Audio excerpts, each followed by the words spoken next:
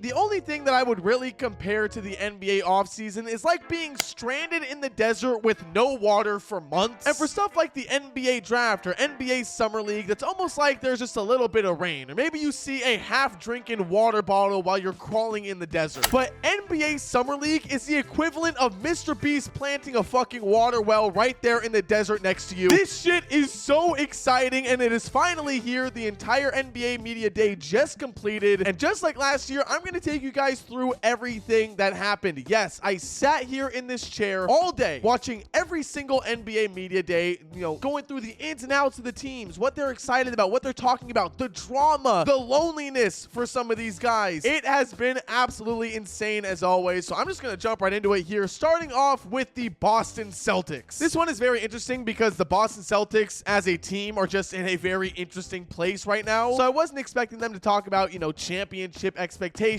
or, there was a little bit of Jason Tatum conversation, I guess. But really the most exciting part of this entire media day and the thing that I thought was the best was when the players, specifically Jaylen Brown and Derek White, did science experiments with Bill Nye the Science Guy. We've known for a while now that Bill Nye and Jaylen Brown go back. Apparently they're friends. But seeing them do science experiments for media day was a ton of fun. I thought that was absolutely hilarious. And it also kind of tells you what we're in for when it comes to the Boston Celtics NBA season. It is nothing but fun. No one is being serious over there. They are not going to try to win anything. It's just going to be science experiments all year long, with I guess the main experiment being Jaylen Brown as the #1 option. Before we move on to the next ones that happened today, I do want to cover the ones that happened a couple of days ago, a little bit prior to everyone else's media day, with that being the Knicks, Pelicans, Nets, Suns, and 76ers. All of them had their media days early because I guess they're traveling. I just know that the Knicks and Sixers are. I don't know about everyone else. The New York Knicks seem to have a good time. I guess Josh Hart is suffering through that finger injury again. That's going to be pretty interesting to watch. A lot of the guys seem excited about Mike Brown. He said he's going to run a 9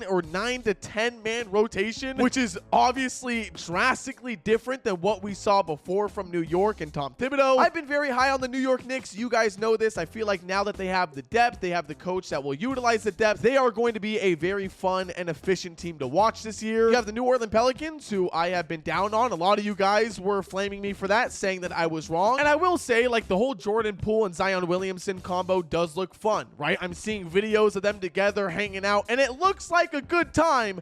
I just don't think it's going to translate to winning basketball. The Brooklyn Nets, man, who knows what's going on over there? I know I keep saying that their rookies are bad because I really don't think any of them will be anything. No disrespect. I don't know. It's the Brooklyn Nets, man. They don't really have a good track record of draft picks. So I don't really think anything's going to go on there. And I just, I look at Cam Thomas. He seems to be upset. He took the qualifying offer. He kind of just wants to get out of there and get his money's worth. MPJ, if I'm not mistaken, was literally told by the Brooklyn Nets to stop talking. Like, stop going on these podcasts. Stop making YouTube videos. You need to shut the fuck up. So God knows what's going to go on with them. Then you have the Phoenix Suns, which is a team that I was pretty low on, to be honest, but I am excited to see them after their media day because we got to see, Malawach, who looks absolutely shredded. We're talking baby Shaquille O'Neal. Devin Booker is obviously going to be Devin Booker. Dylan Brooks was going crazy in their training camp footage. He was yelling at the rookies. He was just going 100%, which honestly, I feel like him and Devin Booker being on the same team is actually going to be a very fun duo. So I take back anything else negative that I said about the Phoenix Suns. I think they are going to be fun to watch. And finally, for our, early media day access, the 76ers. This one is actually a very sad situation. The last time I talked about them, I was very excited. I put them pretty high up on my Eastern Conference predictions, if I'm not mistaken. But then Jared McCann got injured, which is absolutely terrible. And then Embiid, we still don't know when he's going to be back. We have no clue. He's just a mystery. No one knows. I still think they're going to be good. I don't think it's anything really worth worrying about, but it does suck that they're starting off the season with kind of this setback already. But all right, let's move on to the rest of the teams that we saw today. The main media days that everyone is talking about right now. The Toronto Raptors. Shit, you guys want to talk about a team that I heavily disrespected and you guys called me out for? Apparently you guys don't think the Raptors are going to be a bad team. A lot of people think they will be a high tier play-in team, maybe even a playoff team. I still don't really believe it. All right, I don't know. Maybe they'll be the play-in team, but I don't think they're going to be like crazy good by any means. When it comes to their actual media day, it was really funny to see Brandon Ingram's interview. Not only because one of the reporters talked about him having a threesome with like Scotty Barnes and Grady Dick or something like that, but also what the hell is this lighting? We are talking professional NBA team, high quality cameras, lighting, microphone, everything in the book, the whole shebang. And these dudes set it up to look like a fucking LA Noire 1950s interrogation. What the actual fuck am I looking at right now? Then we have the Chicago Bulls, which was pretty mid. There wasn't really anything there. Just looking at their starting five, or I guess their team in this image, makes my head hurt. It's going to be a rough year for Chicago. Once again, they're just in an abysmal situation, bro. It is disgusting. I do want to make a quick disclaimer. I am going to be talking about literally every single team in this video, which is why the video might be a little long. But if I just kind of breeze over your team, or I don't say too much about them like I did with the Chicago Bulls, it's no hard feelings. It's just that maybe your team isn't, doing anything crazy for media day, or maybe nothing crazy at all. Kind of like what we saw from the Cleveland Cavaliers today. They had their media day. They're a very good team. We all know that. But their actual media day itself, nothing crazy really happened. We got to see their guys in their uniforms. Lonzo Ball, being one of their new acquisitions, he had a lot of interviews and fun videos, which was great. He found out that lakes exist in Ohio. That's where Cleveland is. Almost said Michigan. Holy shit. So it's like, yeah, the Cavaliers are good. I'm not trying to disrespect them. They just had literally nothing going on during media day. Same thing with the Detroit Pistons. Nothing really going on. Everybody talking about, hey, we're going to win a championship. We're going to improve. Let's go. Hoorah. Go team. Which I actually will say that was not what we saw from the Indiana Pacers. Their entire media day was spent talking about last year's run, which actually worries me a little bit because obviously you're going to talk about it, right? It was a crazy run. It didn't end the way that you wanted it to. But part of me gets a little bit scared that it's like they already hit their peak, even with Tyrese Halliburton. Obviously, I hope that that's not actually the case, but that's really all they did. They just talked about how the run was crazy. Hopefully, Tyrese comes back soon. Tyrese was there for some fun interviews and a photo shoot. But other than that, really nothing crazy. I guess the craziest part for them was that they didn't have Miles Turner because he was over in Milwaukee shit-talking Indiana. Yeah, I don't know what's going on with Miles Turner. I don't know what kind of grudge he has against Indiana. I know he was in trade rumors for some time, but this dude left the Pacers and immediately started shitting on them like all the time. It's all he does. But that's not the only thing that we saw from the Milwaukee Bucks, because honestly, Milwaukee is where the drama kind of started for the day. In case you don't know, Giannis actually wasn't able to make it to media day physically because he was sick with COVID. He did, however, join a Zoom call and was up on the big screen in the media day, so he did get to give a quick little interview, a little, sound bite here and there. One of those was his classic saying of, hey, I want to be a team that can win a championship, whether that's the Milwaukee Bucks or another team, I don't know. I think a lot of people always blow this quote out of proportion. They talk about, oh my God, he's going to be leaving the Milwaukee Bucks. This is crazy. But in reality, he says this literally every single year. And it's, I think, just his way of kind of putting pressure onto the Milwaukee front office to continue to build around him and not get complacent and have like a tanking season. Something happened with Giannis in this media day that did make me a little bit concerned about his future in Milwaukee. And that was this right here. Okay, Bucks owner Wes Edens on Giannis Antetokounmpo's future with the team. I had a great conversation with Giannis in June, and he made it clear that he is committed to Milwaukee and he likes having his family here. Giannis, just 1 hour later from his Zoom call, I cannot recall that meeting.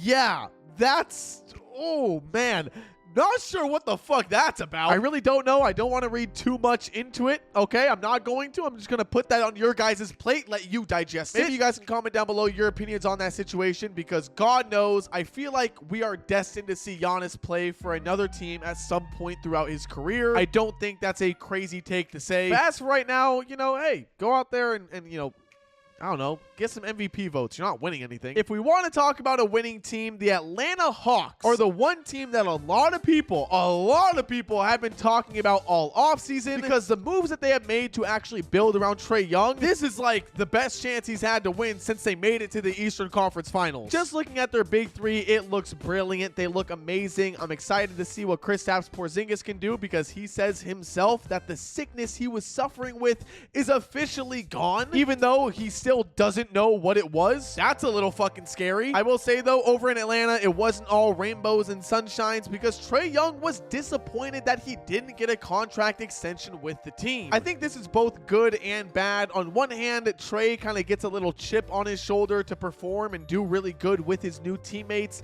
and this new core that the Hawks did kind of do for him. It would be one thing if they went out of their way to trade for like a young guard or, you know, a new Trae Young replacement. But the guys that they went out and traded for are complementary pieces for Trae Young. So even if you don't get the contract extension, they're giving you an opportunity to prove yourself and show that, like, hey, you give me the right pieces, we can win games, which is awesome. And I'm very excited to see what Trae and the Hawks can do. Then we have, Jesus Christ, the Charlotte Hornets. I just went back and watched my old Media Day video from last year where I talked about them. I said to you guys, don't sleep on the Charlotte Hornets. LaMelo Ball, blah, blah, blah, blah, blah, blah. Fucking hell. I don't know how much more I can do with the Charlotte Hornets, man. We get to see these clips of them all together, and, you know, Con Knipple is there, the new rookies, whatever, Brandon Miller, LaMelo. I'm hoping for the best. Their media day itself was pretty lackluster, I guess. Kind of like the Miami Heat. I didn't really see much from them besides Norman Powell saying that he wants to be an all-star and to avoid the play-in tournament. I don't know if that means make the playoffs or bottom the fuck out and try to get a good draft pick, but that's basically the story of the Miami Heat right now, is to avoid the playoffs and watching Norman Powell try to stat pad into the All-Star game. The Orlando Magic are interesting. They did make some crazy moves this offseason. When it comes to my actual research into the Orlando Magic and their media day, I stopped everything I was doing after I saw this tweet.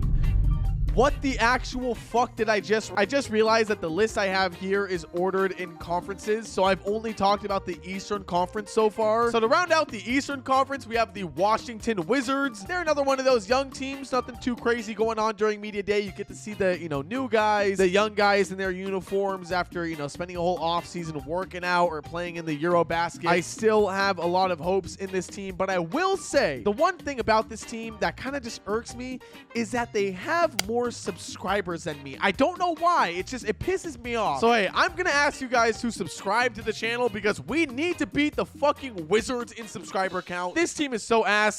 We just can't be losing to them. Moving on, we have the Denver Nuggets. This one was a lot of fun because it kind of just started off with Nikola Jokic saying he wants to be in Denver for his entire career. This got a lot of Nuggets fans excited, but honestly, it doesn't really surprise me. Jokic barely cares about the game of basketball. Why would he care where he's playing? I really think that even if the Nuggets were like a horrible team and, you know, whatever, he would be the complete opposite of Giannis. Giannis is like, hey, put me on any team that can win championships, whereas Jokic is like, bro, I don't fucking care. I just want it to be summer already. Jokic did also say that all of his friends are gone now, but in this clip, it looks like he's made a lot of new friends, so that's great for Jokic. They did finally get Bruce Brown back, which is very exciting. He seems to be very happy there. He did not like Toronto. He made that very clear. And hey, we finally got to see Nikola Jokic next to a real backup center in Jonas Valanciunas. I'm telling you right now, Nuggets fans will fall in love with Jonas Valanciunas. No matter what flaws he has, the fact that the Nuggets have an actual backup center for Nikola Jokic is game-changing. Absolutely game-changing. The Minnesota Timberwolves were a team that I didn't really look into that much, honestly. All I saw was Anthony Edwards say that he misses his friends. That's really all I got from that one, to be honest. I know that he's been working a lot on his game. He talked about that, how he's been talking with Michael Jordan. He wants to work on his post game a little bit more, his mid-range shots, kind of like MJ and Kobe. And apparently he's been the most locked in that he has ever been. We'll see how that happens. They all say that literally every single year. The Oklahoma City Thunder are going to win a championship again this year, so I'm not really, you know, too invested in what they're doing for media day. This whole day for them was kind of like the Indiana Pacers, but, you know, they actually won it. So they're celebrating the fact that they won. They're coming back reigning champions. They're talking about what it takes to defend that championship. It's obviously a very fun time if you're a Thunder fan, but at the same time, it's not like there's anything crazy going on. There's no drama or, you know, wild things going on. Although Alex Caruso was getting cooked for being old, or I guess old for the OKC Thunder team. Speaking about drama, the Portland Trailblazers. Oh boy, what the hell is going on over there? Damian Lillard is obviously back, so he was very excited for that. They got to have, you know, a fun little reunion. He's talking to everybody, you know, saying how much he loves being back. He is not going to rush his return. He is going to, you know, sit out, wait until he's fully healthy to come back. He's not too worried about that. So it's like on that side, everything seems fun. fun, optimistic. Oh, we have a fun, young group of guys. And then there's Jeremy Grant, who is like the most depressed person of all time, does not give a fuck, doesn't want to be there, is just mentally checked out of the game.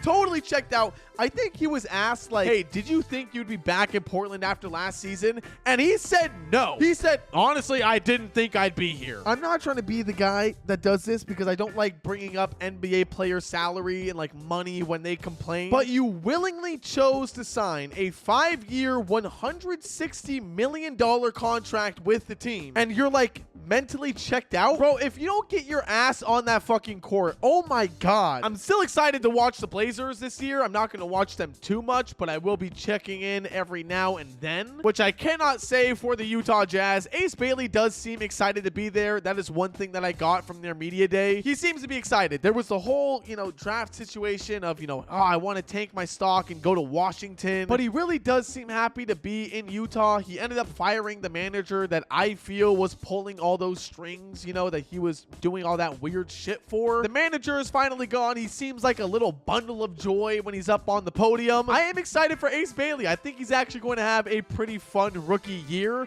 but the team itself is just a hellhole. Kind of like the Golden State Warriors. Oh my God, what did we see from them today? Yo, editor KingCharge here, because at the time of recording this video, the Jonathan Kuminga deal was not done yet. So obviously things have changed a little bit since media day, but at the actual media day, every single player was asked about the situation. They all seem to be very supportive of Kuminga, which is great now that he actually signed a deal. And overall, the vibes were high. Everybody was having fun. Draymond Green was talking about winning a championship. Everybody was just having a great time, which I'm sure if you're a Warriors fan, that's great. But when it comes to somebody like me with a realistic lens on this team, they are going to be so ass. It's not even funny. Yes, they might have a decent regular season, record. When it comes to the postseason, I just believe that they are way too old. But, hey, they have Seth Curry. So shout out number 31, the real Splash Bro. We all knew how the LA Clippers situation was going to go. At least I'm assuming. Steve Ballmer, of course, isn't there. Most owners usually aren't, but Steve Ballmer in this situation was not there. And Kawhi Leonard, for the first time, talked about his aspiration deal. The entire controversy surrounding the cap circumvention situation. I made an entire YouTube video talking about that and, actual punishments that can happen to him, the Clippers, Steve Ballmer. But of course, he went up there, kind of denied everything and was just all kind of PR, nothing burger. Chris Paul was also there in his new jersey, which was pretty fun to see, I guess. Nothing too crazy. He was there. Yep. He's on the team. Wow. Return. LA Lakers. My God, was it another year full of LeBron James retirement talks? We're talking questions about his golf game. Is he going to wait for Bryce James to come back? Is he going to retire if Luka Doncic is his teammate? They would not shut the fuck up about LeBron James retirement. And guess what? Here's what I have for you guys. Here's what I got from all of these questions and the answers that LeBron gave. He's going to talk to his family and find out eventually when he feels the time is right. When people ask these questions, do they think that LeBron is going to go, you know what? I like this reporter. I am going to tell him I am retiring during the 2026-2027 season. Oh my God. Sorry, that shit just pisses me off. It's the same question. We know the answer. He did say he's not going to wait for Bryce James. He's on his own timeline. We don't know if Bryce James will even make it to the NBA. Who am I kidding? That's LeBron's kid. Of course he's going to make it to the league. For the more exciting stuff, Luka Doncic was out there and talked today. He said that he is excited to play for the Lakers and have a full season, with him and LeBron. But probably the craziest thing that he said today that nobody seems to be talking about is that he wants JJ Redick to be his head coach for the rest of his career. All it took was half a season with JJ Redick as a head coach, and Luka Doncic wants him as the head coach for the rest of his career. Does anyone know how fucking crazy that is? Like, it would be the most LA Lakers shit of all time to hire, I know he's a former player, but a podcaster. The Lakers hire a fucking podcaster, and he ends up being a Hall of Fame coach, fucking Pat Riley 2.0, Phil Jackson, Red Auerbach. Like, oh my God. I would actually lose my shit. Oh my God, I actually can't. Hey, we got to the Sacramento Kings on my list. Holy shit. Nothing happened today. DeMar DeRozan said himself, and I quote, last season was a shit show. He does seem to be excited for kind of a fresh start. They don't have to deal with the, De'Aaron Fox trade rumors, head coaches getting fired, other trade rumors, even though I guess there's been the whole Kuminga and Malik Monk trade rumor to start the season. Point is, DeMar DeRozan, welcome to Sacramento. That is how literally every single season goes. Doug Christie, the newer head coach for the team, said that Dennis Schroeder is the future point guard for the team. Oh, man. Well, we weren't contending a couple of years ago, but we were in a good place. And now we have fucking head coaches saying that Dennis Schroeder is the point guard of our future. God, that makes me sick to my stomach. The rookies are awesome. Shout out Maxime Renault. I got to meet him earlier in Sacramento. Keon Ellis is obviously a legend. His jersey's going to be retired with the team. But really nothing crazy happening in Sacramento, which kind of makes me a little bit sad. Even before the whole contending or, playoff team that we had, it was still exciting to go through media day. But today, and I guess this year, it's just felt really sad. It just felt really dull, which is not how the Dallas Mavericks fans are feeling. At least I can imagine. I'm not a fan myself, but I am investing heavily in them this year. We did see that Derek Lively apparently grew 2 inches and is now 7'3". I'm hoping that he's actually a good player and he wasn't just good because Luka Doncic was his teammate, but still, growing 2 inches is fucking absurd. Anthony Davis will be wearing goggles for the rest of his career. He said himself, hey, my eye is absolutely fucked up. The doctor said you have to wear goggles no matter how long you play. Jokic Joestar had a good idea of making him wear a monocle. I think that could be a possibility. I really like that idea. And Kyrie was there to talk about, hey, I felt like I was one of the best players in the game when I was fully healthy last season. So I'm excited to come back, around January and see what he can do with the team. And I fully agree with Kyrie Irving. This Mavericks team is going to be scary. They are going to be fun. Obviously, Cooper Flag is there. They're going to be crazy. Just wait. The Houston Rockets were one of the teams that made some of the biggest moves this offseason. Obviously, the biggest one being for Kevin Durant. And I genuinely don't think we have ever seen Kevin Durant so happy or excited to play for a team. I feel like usually when he gets to a new place, there's always going to be another star player there. So he talks about how he's excited to play with them, whether it's Devin Booker, Kyrie Irving, James Harden, Steph Curry, Klay Thompson. You guys understand what I'm saying. He'll always do that kind of spiel, but this time in Houston, he's actually saying yeah, I'm gonna extend my contract. Of course, I feel like I can settle here. I can get to know the community. I actually want to retire here, which is pretty crazy to hear from KD. I mean, it does make sense because he went to Texas in college, so him being kind of close to them and being in a familiar place is nice. And it doesn't hurt that the team is good as fuck. The Memphis Grizzlies, I'm gonna be honest, Grizzlies fans out there, I'm sorry, I did not really tap into what you guys had going on today. I know John Morant just wants to be healthy. That's about it. Nothing else there. And finally, to end this video, oh my god, it's been a long one, the San Antonio Spurs, a team that I have been very high on. Some people think it's going to be a couple of years before they're an actual good team. I think they could do it now. That is, once De'Aaron Fox comes back. He said himself that he will not be there for the season opener or the start of the season due to a hamstring injury. He's also, I think, recovering from his finger surgery or hand surgery, whatever the hell that is. I don't want to talk about De'Aaron Fox. I want to talk about Victor Wembanyama. We have seen video after video, photo after photo of his off-season workouts, whether it's training with Kevin Garnett, Hakeem Olajuwon, fucking I know the actual kind of monk that he was working with. Shaolin monks in China. This dude was not going to Disneyland riding the fucking Matterhorn. He was grinding all offseason and said himself that he had a world-class offseason. Nobody worked harder than he did, and he is fully healthy. No more blood clot, no more injuries. He is ready to be unleashed. Listen, y'all, I have a girlfriend. I'm straight, but when I heard him saying all of this in that goddamn interview, my dick got so fucking hard, bro. That shit, it shot to the moon. It actually almost knocked over the camera on its way up. I am so excited. I am so ecstatic to see Wembanyama have his leap this year. I know it's coming, just like me after okay, let me stop. That being said, man, that is all 30 NBA media days in one video for you guys. If you did enjoy, be sure to like and subscribe. Comment down below your opinions on whatever team, whatever something I said, something that you're feeling. Let me know. I read and respond to everybody. This video was a lot, man. I'm sorry if I didn't talk about your team fully in depth or didn't go crazy, in detail about them. It's just that there's a lot of teams to talk about. Okay? All right. I will see you guys all in the next one. Later.